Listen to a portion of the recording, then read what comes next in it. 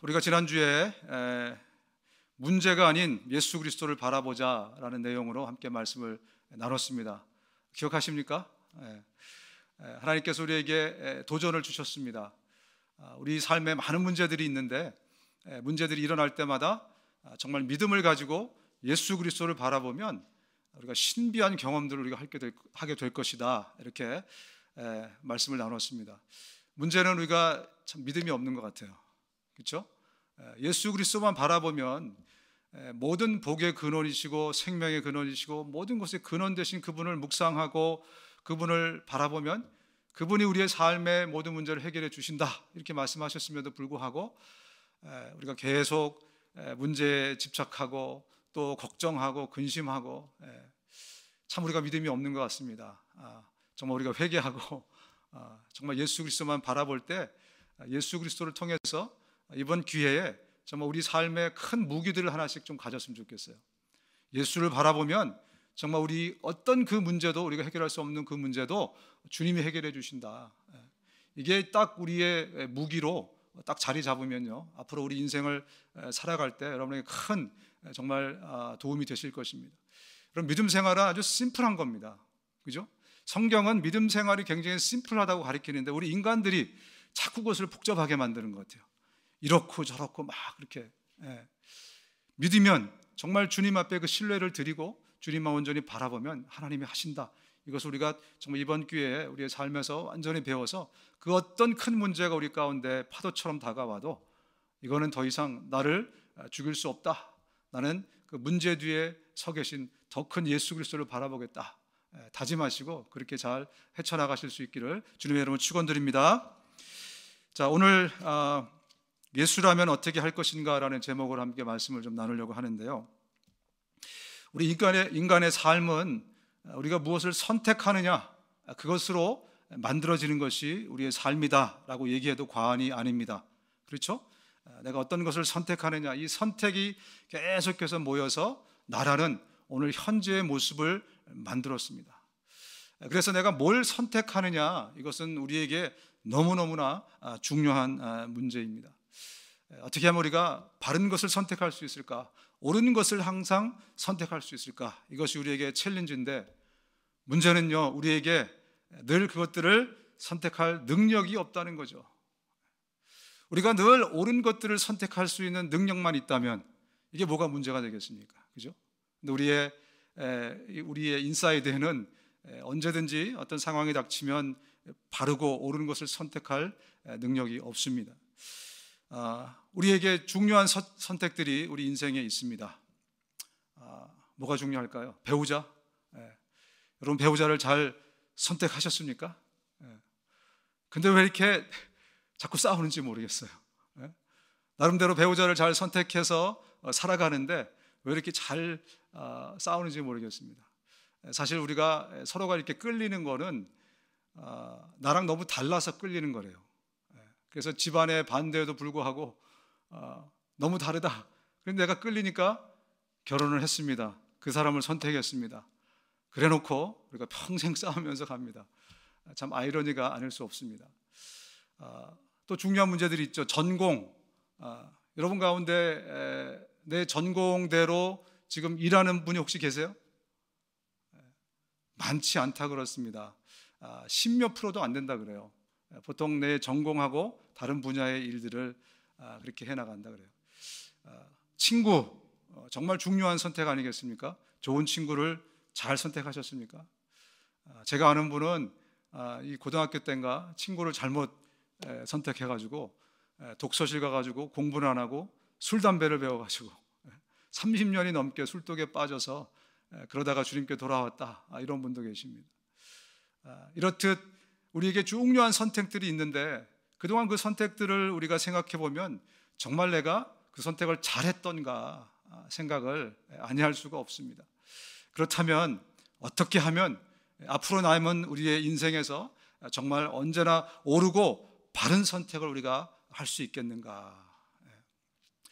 이스라엘 백성들이 이제 이 광야 생활을 마치고 그리고 이제 젖과 꿀이 흐르는 가나안 땅으로 바로 들어가기 전에 모세가 모압 평야에서 이제 이스라엘 백성들, 이제 1세대들은 다 죽고 2세대들을 딱 모아놓고 마지막 설교를 한 게 뭐죠?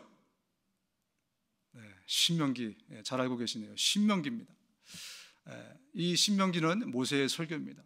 모세가 이 신명기 설교를 처음부터 쭉 한 다음에 끝부분에 가서 결론을 이렇게 말씀합니다. 내가 생명과 사망과 복과 저주를 네 앞에 두었은즉 너와 네 자손이 살기 위하여 생명을 택하라. 이 모세가 설교를 쭉 한 다음에 하나님을 대언해서 바로 이 말씀을 하는데, 이제 너희들의 삶 앞에는 이제 이 광야 생활을 지나고 가나안 땅에 들어가면 이제 거기는 너희들에게 늘 선택의 순간이 놓일 것이라는 겁니다. 생명과 복이 이쪽에 있고 사망과 저주가 있는데 너희들은 살기 위해서 뭘 택해야 된다고요? 생명과 복을 택하라. 하나님의 백성이 되었다고 해서 하나님의 은혜가 저절로 주어진다, 이것이 아니라는 것을 말씀해 주고 있는 것입니다. 우리는 늘 하나님을 믿는 사람이고 하나님의 자녀고 백성이 되었지만 그들이 늘 경험하게 될 것은 선택의 순간을 경험하게 될 것이라는 거죠. 그래서 살기 위해서는 늘 복을, 생명을 택해야 된다. 이것은 이 모세 시대의 백성들에게만, 하나님의 백성들에게만 말씀하신 것이 아니고 오늘 이 시대에 저와 여러분들에게도 하시는 말씀입니다.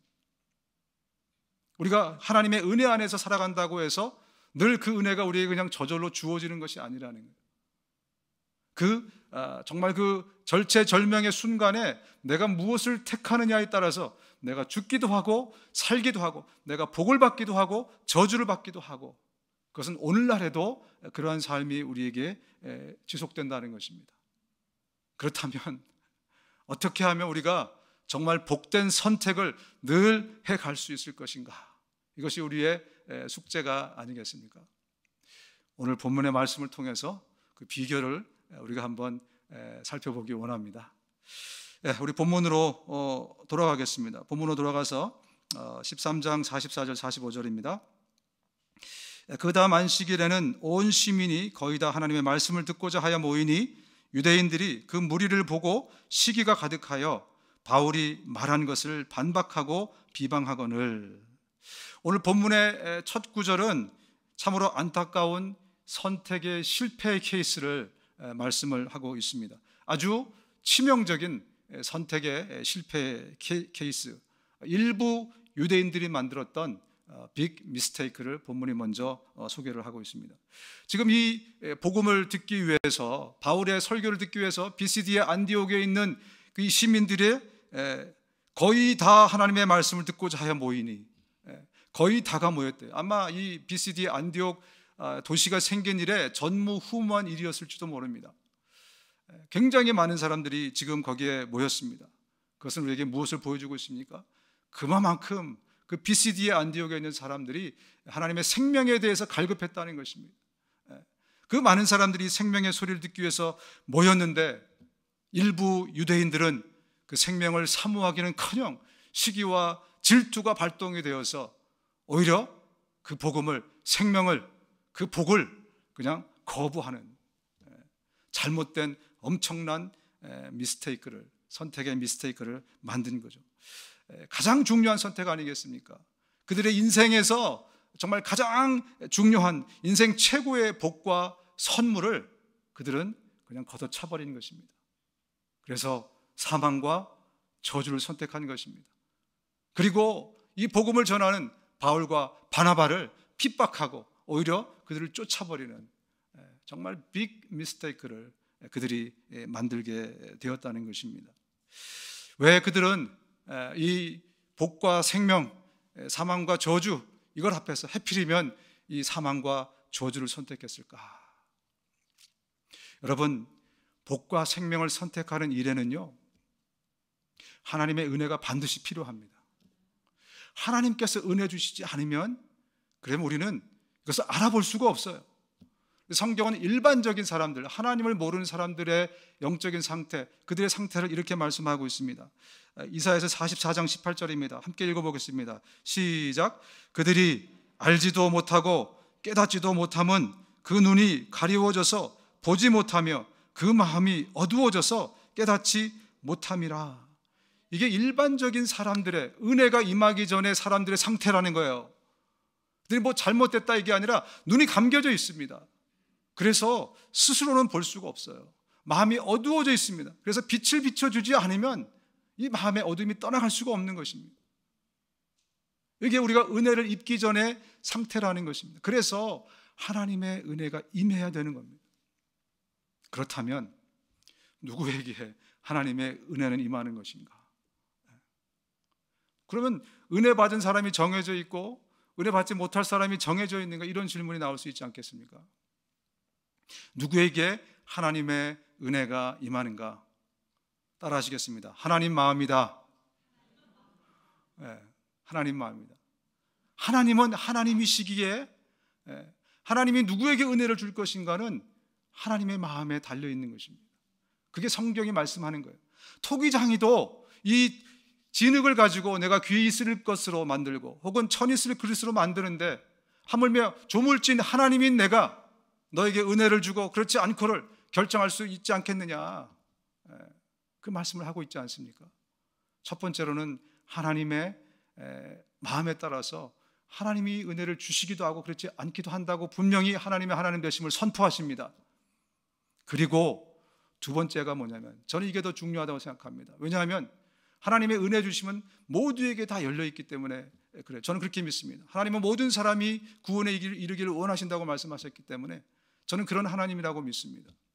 그래서 두 번째가 더 중요하다고 저는 생각하는 거예요. 두 번째는 뭐냐면 바로 인간의 마음의 태도, 마음의 자세에 따라서 하나님이 은혜를 주시기도 하고 그렇지 않기도 한다는 겁니다.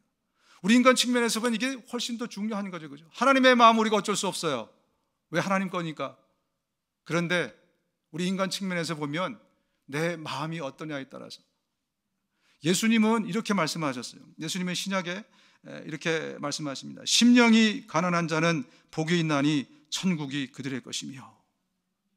그 마음이 가난하고 겸손한 자가 하나님의 나라를 받는다는 겁니다. 반대는 뭐죠? 마음이 부자고 마음이 교만한 사람. 마음이 부자라는 것은 어떤 것을 의미하는 걸까요? 마음이 부자는 어떤 상태를 의미하는가? 나는 다 알고 있어. 나는 부족한 게 없어. 내 경험을 보면은 나는 다 이미 답을 갖고 있어. 나는 틀리지 않아. 이런 마음의 상태, 이런 부자의 마음을 갖고 있으면 하나님의 나라를 소유할 수 없다는 겁니다. 오히려 가난하고 겸손한 마음, 내 안에 결핍이 있는데, 내가 표현할 수 없는, 말할 수 없는 결핍이 내 안에 있는데 그것을 어떻게 채워야 될지 내가 잘 모르겠습니다. 그런 겸손하고 가난한 마음, 그동안 내가 인생을 이렇게 살아왔지만 혹시 이게 답이 아닐 수도 있다, 내가 틀렸을 수도 있다, 나는 많은 경험을 했지만 이게 나에게 오답을 줄 수도 있다고 생각하는 그 마음이 가난한 마음입니다. 바로 그런 자들에게 하나님의 생명의 복이, 하나님의 은혜가 임한다는 것입니다. 그런데 오늘 이 유대인들처럼 이렇게 마음이 교만하고 부자의 마음을 갖고 있으면 반드시 절체절명의 순간에서 선택의 실패를 하게 되는 것입니다. 여러분, 복음은 생명입니다. 복음은 생명이에요. 우리 육체가 어떻게 생명을 얻죠? 여러분, 우리 육체가 지금 어떻게 생명을 얻고 있습니까? 음식을 먹으면서, 그죠? 음식을 보고 만져보고 냄새 맡으면서 생명을 얻는 사람은 없습니다. 음식을 먹으면서 그 생명을 유지해 가는 거잖아요, 그죠? 생명을 음식을 통해서 얻습니다. 우리의 영은 복음을 통해서 생명을 얻습니다. 우리의 영은 하나님의 말씀인 그 복음을 통해서 생명을 얻고 유지하는 것입니다. 복음의 특성상, 그래서 복음은요, 먹고 삼켜봐야 그래야 그 진정한 가치를 내가 알게 돼요. 다시 말씀드립니다. 이 복음은 마치 음식 같아서 이것을 그냥 쳐다보고 들어만 보고 살펴만 보고 이래서는 복음이 진짜 무엇인지를 내가 깨닫고 경험할 수 없어요. 이 복음을 먹고 삼켜봐야 됩니다. 꿀떡 삼켜봐야 됩니다. 그래야 복음이 내 안에서 활동해요. 그 생명이, 그 영양분이 내 영혼 안에서 움직일 것입니다. 근데 많은 사람들이 내가 그동안 오랫동안 지켜봤거든, 내가 살펴봤거든, 들어봤거든, 그리고 먹지를 않습니다. 그것이 문제인 거예요. 이것을 먹고 삼킬 때, 여러분, 오늘 이 설교를 듣는 여러분 가운데 혹시 여태까지 나는 보기도 하고 듣기도 하고 많이 살펴보기도 하고 그랬는데 한 번도 입에 넣고 내가 삼켜보지 않은 분이 계시다면 이번 기회에 정말 굳게 결심하고 한번 그 복음을 먹고 꿀떡 삼켜보십시오. 내가 한번 제대로 한번 믿어버리라. 내가 제대로 한번 이 복음을 내가 믿고 이 복음대로 한번 살아버리라. 그렇게 한번 삼키신다면 여러분의 삶에 놀라운 변화가 있을 줄로 믿습니다. 반드시 기적이 일어나게 돼 있어요. 죽은 사람이 살아나는데 기적 아니겠습니까? 내 인생이 180도로 변하는데 그것보다 더 큰 기적이 어디 있겠습니까? 여러분, 이런 의미에서요, 이런 특성 때문에 우리의 삶의 크레딧이 너무너무 중요합니다. 무슨 말이냐? 여러분이 전도하는 그 대상자들이 있지 않습니까? 그 사람들에게 아무리 하나님을 얘기하고 또 예수님을 얘기해도 못 알아들을 확률이 더 많아요. 나는 하나님도 잘 모르겠고 예수님도 잘 모르겠어.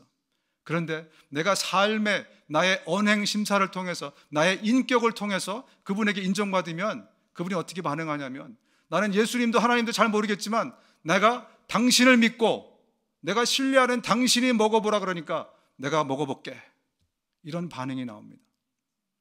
제가 봐도 제 주변에 흔히 전도를 열심히 잘하고 하시는 그분들을 보면 그들은 그 대상자들에게 삶이 인정받았어요. 이모가 하는 얘기라면, 아니면 언니가 하는 얘기라면, 형이 하는 얘기라면, 아니면 네가 하는 얘기라면, 나는 하나님도 모르겠고 아무리 들어도 하나님, 예수님 나 본 적도 없고 만난 적도 없고 난 그분들은 모르겠어. 그러나 나는 너를 믿기 때문에 네가 먹고 삼켜보라 그랬으니까 내가 한번 해볼게. 그래서 전도되는 사람들이 저는 대부분이었다고 봅니다. 그런 의미에서 우리의 삶이 얼마나 중요합니까? 여러분, 사도행전에 나오는 사람들은요, 메시아를 기다렸던 사람들이에요. 오늘 이 BCD의 안디옥에 있는 사람들은 메시아를 기다렸던 사람들입니다. 그렇기 때문에 복음을 전해주니까 금방금방 먹는 거예요. 근데 현대인들은 어떻습니까? 여러분 주위의 친구들은 메시아의 필요함을 갖고 있지 않습니다. 예수가 나랑 무슨 상관인데, 내가 왜 메시아를 기다려야 되는데. 그렇기 때문에 그들로부터 우리의 삶이, 우리의 언행심사와 인격이 인정받는 것이 너무너무 중요하다는 것입니다.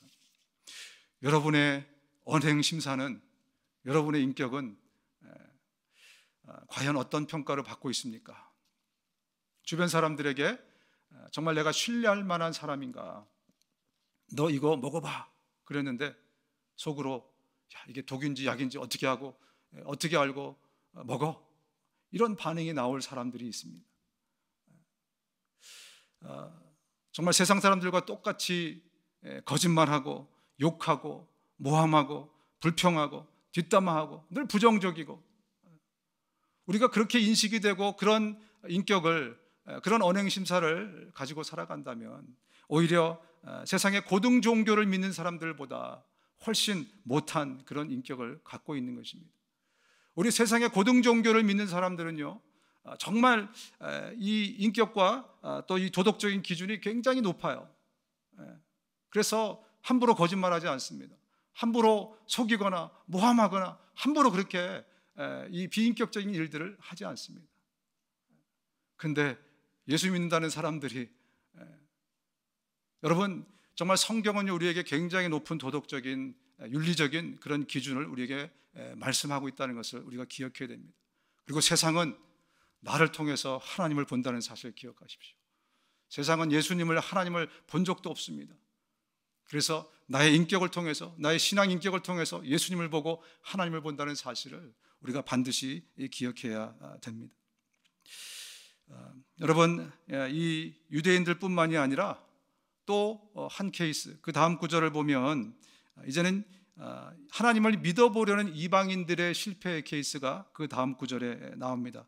13장 50절입니다.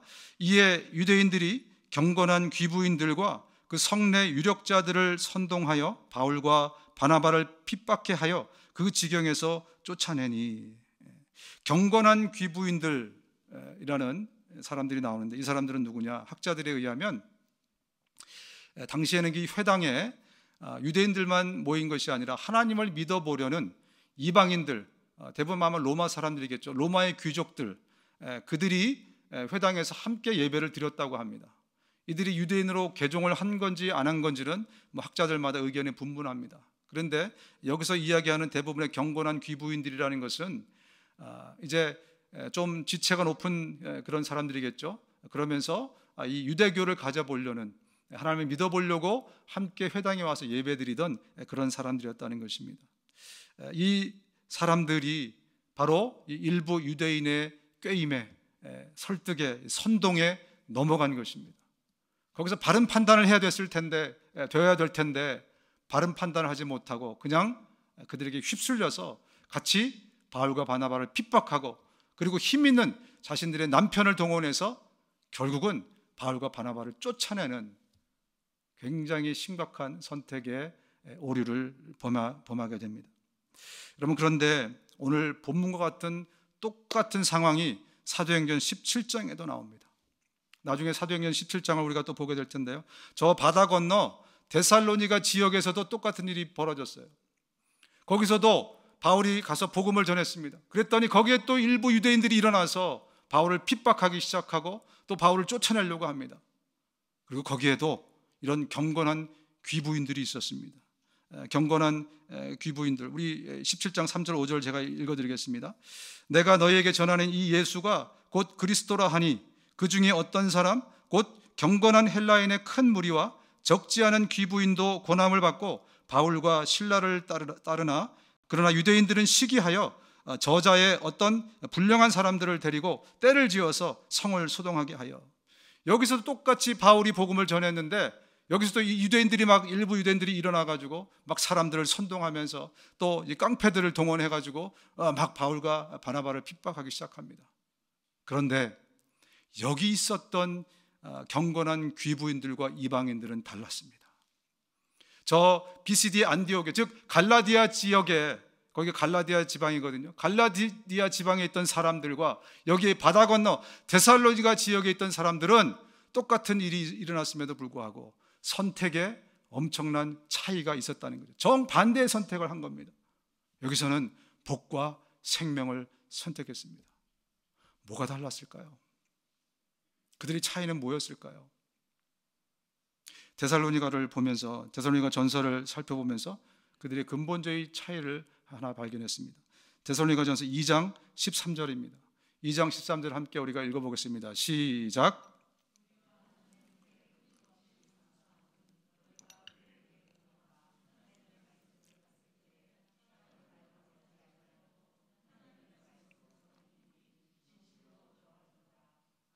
아멘.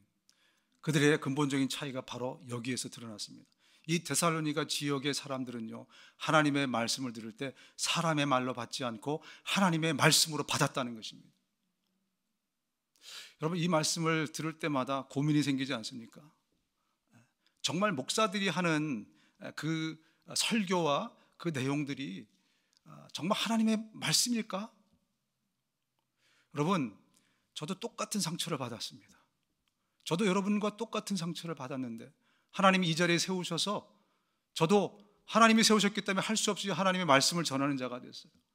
내가 완전하지 않은데, 내가 부족한데 어떻게 하나님의 말씀을 전할 수 있을까?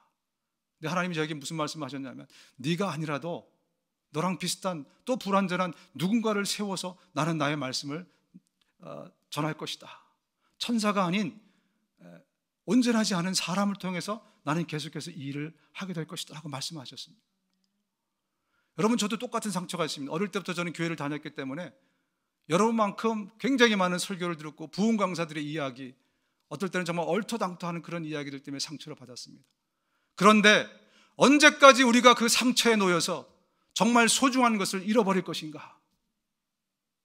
우리가 언제까지 그 상처 때문에 거기에 발목을 잡혀서 하나님의 생명의 말씀을 전할 때 그것을 듣지 못하고 저건 저 사람의 생각일 거야, 저건 개똥 철학이야, 저건 뭐야, 이렇게 잘못된 선택을 하면서 우리의 영을 계속해서 궁지로 몰아가고 시험과 어두움과 불평, 불만 쪽으로 몰아가고 언제까지 우리가 그렇게 할 것인가? 여러분 한번 고민해 보십시오. 저는 그 상처를 떨어냈습니다. 저도 많은 사람들의 설교를 듣습니다. 그분들이 완전하지 않다는 걸 알고 있습니다. 때로 실수할 수 있다는 것도 인정합니다.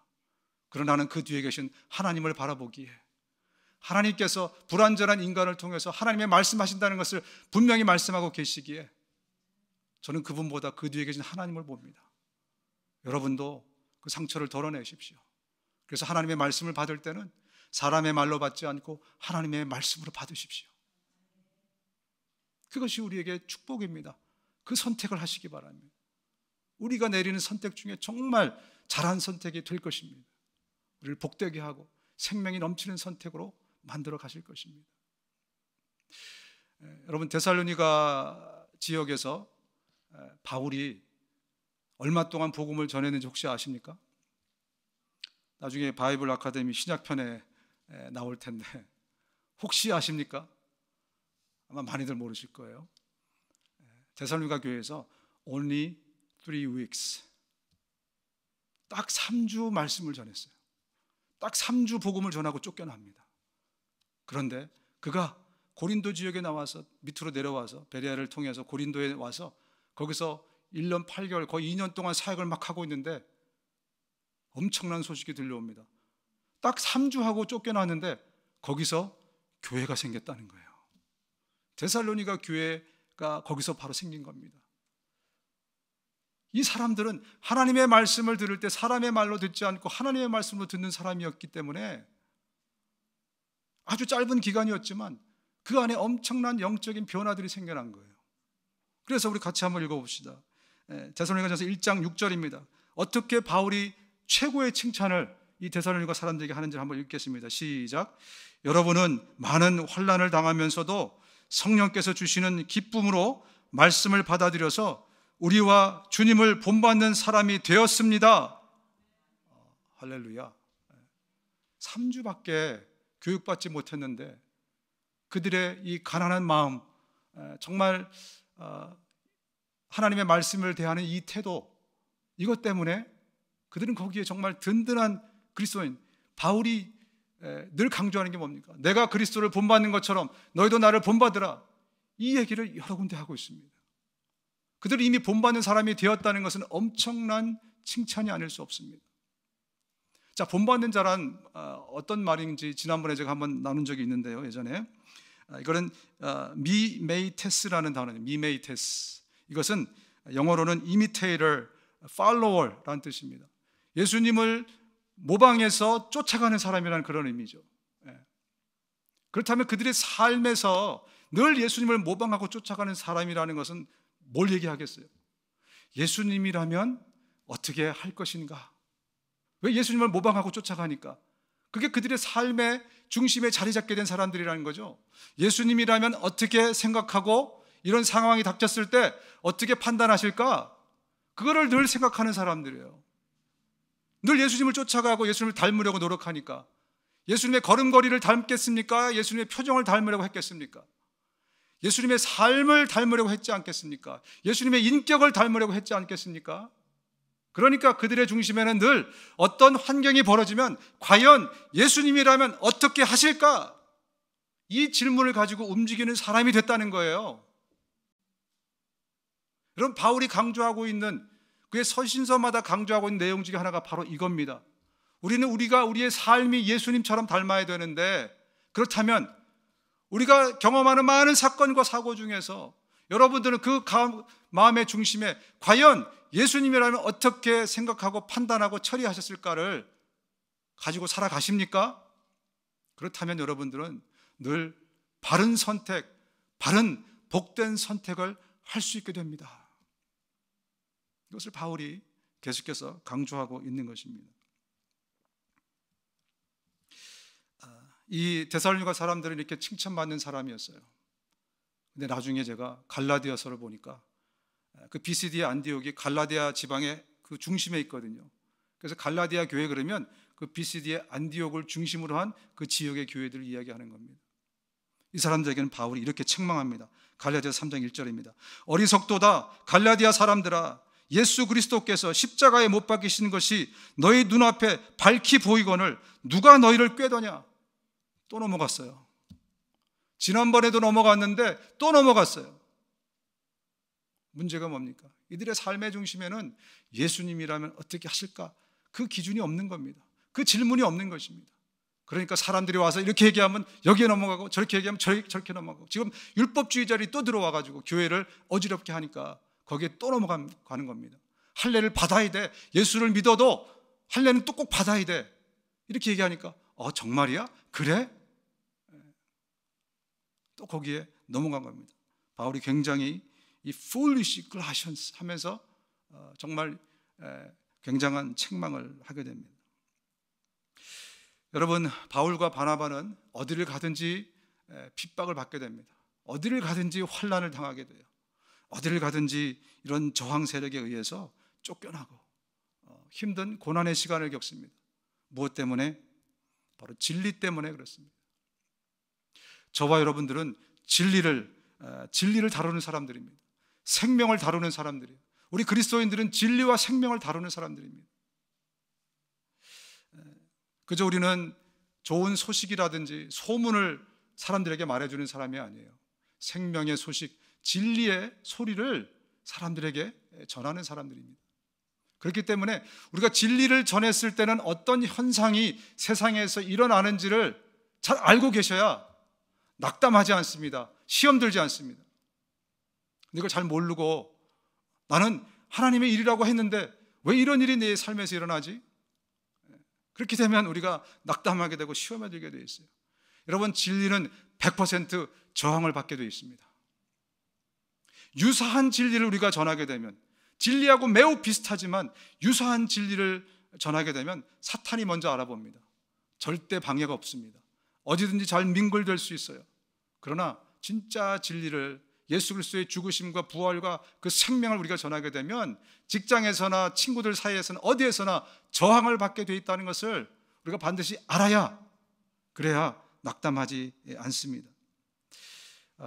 제가 한 2번 정도 지난번에 말씀드렸는데, 유사 그리스도인이라는 책이 있습니다. 1600년대에 쓰여진 책이에요. 이 매튜 미드라는 분이 쓴 책입니다. 제가 이 유사 그리스도인에 대해서 자꾸 얘기하는 것은, 이 책에서 얘기하는 것이 우리 교회 안에 우리 성도들의 삶에 나도 잘 모르는데 유사 그리스도인이 있을 수 있다라는 것을 굉장히 핀포인트 했기 때문에 제가 앞으로도 계속해서 우리가 좀 점검을 하려고 합니다. 나는 과연 제대로 믿고 있는 사람인가? 그죠?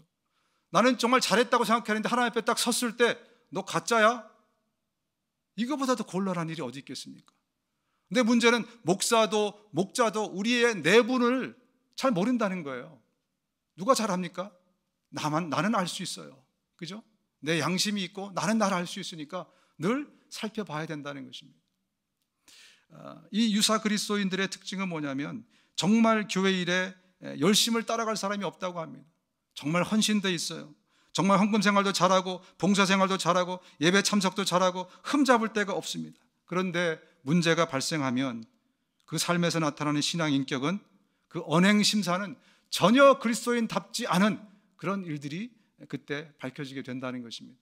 평소에는 구별할 수가 없어요. 참 그리스도인과 유사 그리스도인을 구별할 수 없다는 것입니다. 그런데 어떤 일이 발생하면 그때 내 안에서 그러한 것들이 드러나게 된다는 것입니다. 여러분, 유사 그리스도인은 어디 가든지 핍박받지 않습니다. 참 신기하게도 어디 가든지 저항을 받지 않아요. 왜? 진리와 생명을 다루는 사람이 아니기 때문에 그래요. 참 그리스도인들은 어디 가서든지 여러분 핍박을 받게 되어 있습니다. 그래서 여러분들이 참 그리스도를 살아갈 때는 늘 세상으로부터 고통과 고난과 이런 것들이 있다는 것을 기억하시면 시험에 들지 않게 될 것입니다. 예수님이 이렇게 말씀하십니다. 세상이 너희를 미워하면 너희보다 먼저 나를 미워한 줄을 알라. 너희가 세상에 속해 있으면 세상이 자기의 것을 사랑할 것이나 너희는 세상에 속한 자가 아니요 도리어 내가 너희를 세상에서 택하였기 때문에 세상이 너희를 미워하느니라. 누가 여러분을 고난을 주고 핍박을 주면 여러분 참 그리스도인의 삶을 산다는 것을 여러분 그때 인식하시기 바랍니다.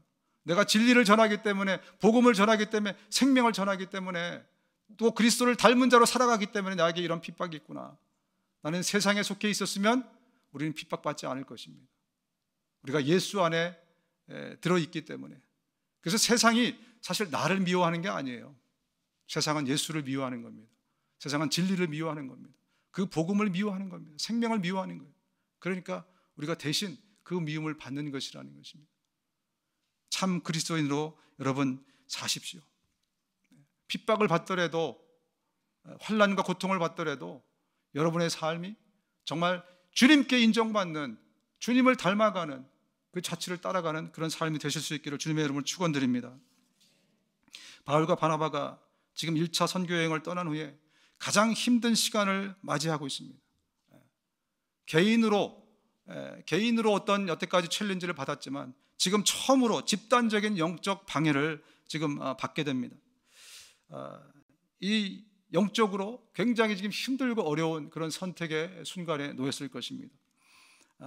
이 오늘의 그들의 어떤 이 핍박 가운데서의 선택에 따라서 1차 이 선교 여행이 4차까지 이어지느냐, 아니면 1차에서 멈추느냐, 아주 굉장히 중요한 기로의 선택의 순간에 놓여 있습니다. 얼마 전에 온 시민들이, 그죠? 며칠 전이었겠죠. 온 시민들이 다 모여서 정말 바울의 말씀을 듣고자 했을 때 바울이 속으로 얼마나 우쭐했겠습니까? 얼마나 기분이 좋았겠습니까? 야, 성령이 나와 함께 하시는구나. 내가 그냥 하는 게 아니구나. 성령께서 하시지 않으면 어떻게 이런 일이 일어날 수 있을까? 정말 주님 감사합니다. 막 보람차구나. 이러면서 설교를 했을 것입니다. 근데 하루아침에 이 막 성내 유력자들과 이 귀부인들까지 합쳐가지고 막 유대인들이 이를 힘 있는 사람들이 쫓아내게 된 겁니다. 그렇다면 마음에 어떤 생각이 들겠습니까? 야, 내가 무슨 죄를 지었나? 하나님이 왜 이러시지? 아니면 그때 버가 도시에서 메시지를 전하라 그랬는데 내가 잘못 알아듣고 여기까지 온 것은 아닌가? 그래서 그런 것인가? 별의별 생각을 다 했을 것입니다. 과연 그들은 어떤 선택을 했을까요? 여러분, 인생의 위기의 순간에서도 우리가 잘만 선택하면 위기는 기회가 됩니다. 우리 인생의 경험을 통해서도 많이 경험하지 않으셨습니까?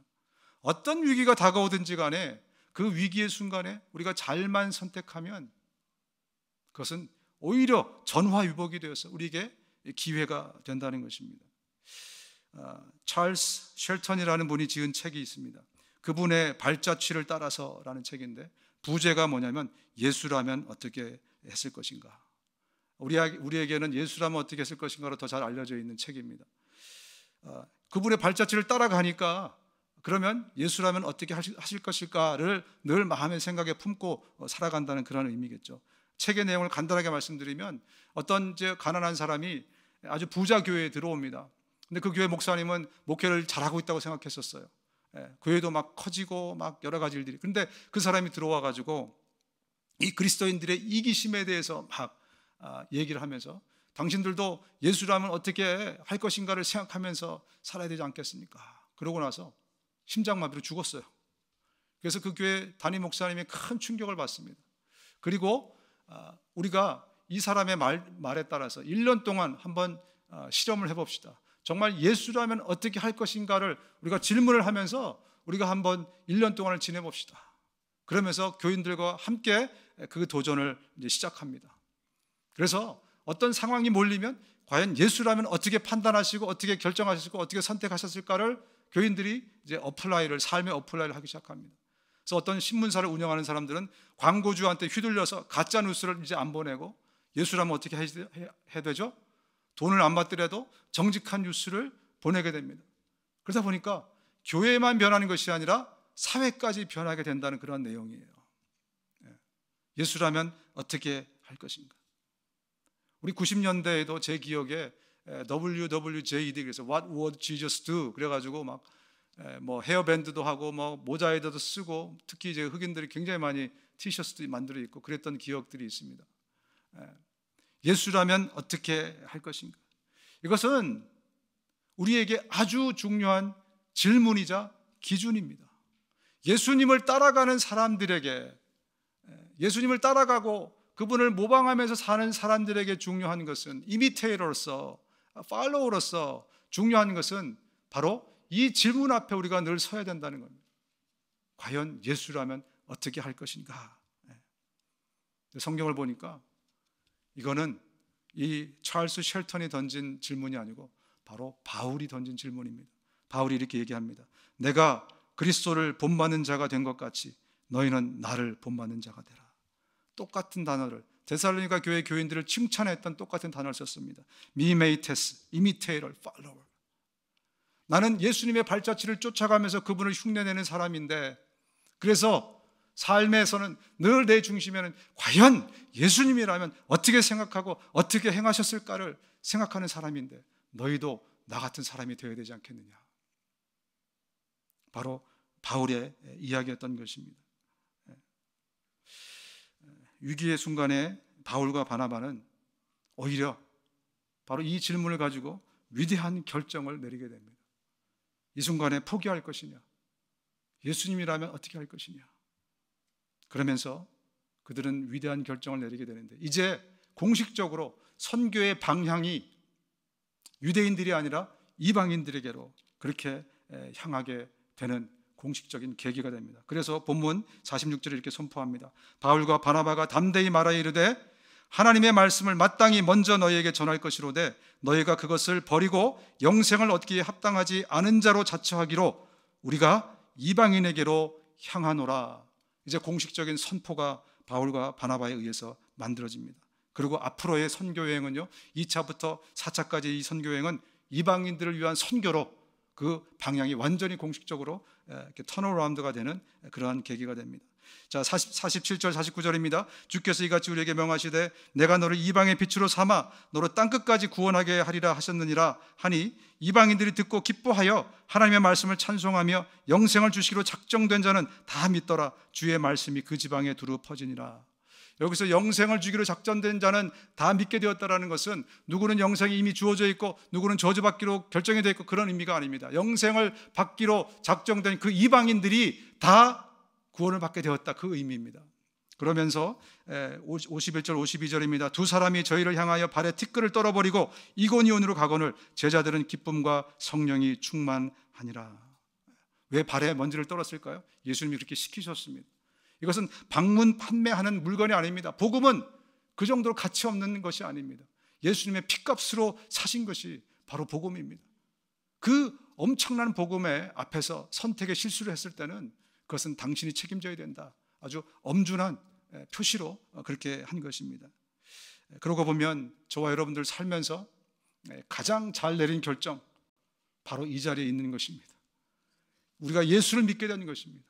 그 어떤 것은 다 실수를 했을지라도 이것만큼은, 가장 중요한 것만큼은 여러분들이 성공하셨기에, 예수를 믿기로 결정하고 선택하고 생명과 복을 붙들기로 선택하셨기에 여러분 성공한 인생이신 것입니다. 위로를 받으시기 바랍니다. 그리고 제자들이 기쁨과 성령에 충만했다고 합니다. 왜 그랬을까요? 성령께서 기쁨을 주셨기 때문에 그렇죠. 바른 길을, 정말 주님의 길을, 주님의 선택의 그 길을 가는 사람들, 그러면 성령께서 기쁨과 감격을 주실 것입니다. 삶의 은혜를 주실 것입니다. 왜? 삶을 인도하는 분이 성령님이시기 때문에 그래요. 그 길을 성령께서 인도하시기 때문에 그렇습니다. 그래서 바울이 이렇게 고백한 겁니다. 내가 그리스도와 함께 십자가에 못 박혔나니 그런즉 이제는 내가 사는 것이 아니요 오직 내 안에 그리스도께서 사는 것이라. 사실은 내 안에 예수가 사는 거야. 이렇게 할 만하지 않겠습니까? 모든 결정을 예수라면 어떻게 할 것인가를 가지고 살아가는 사람이기 때문에 그렇습니다. 그래서 저와 여러분들에게 마지막으로 이 말씀 함께 나누기 원합니다. 시편 46편 10절입니다. 함께 읽겠습니다. 시작. 너희는 가만히 있어 내가 하나님됨을 알지어다. 이게 바로 구약의 표현이에요. 신약의 표현은 아까 바울이 한 표현이지만 이게 바로 구약의 표현입니다. 하나님께서 하실 것입니다. 그분이 인도하시는 길이기 때문에 우리는 늘 주님이 원하시는 길이 무엇인가, 예수라면 어떻게 할 것인가, 그 길을 따라가면 하나님이 하실 것입니다. 여러분의 인생에 어렵고 고난의 시기마다 여러분 이 말씀을 곱씹고 외치십시오. 그럼 하나님께서 역사하실 것이고, 그리고 하나님께서 약속을 지키실 것입니다. 성령께서 기쁨으로 충만케 하실 것입니다.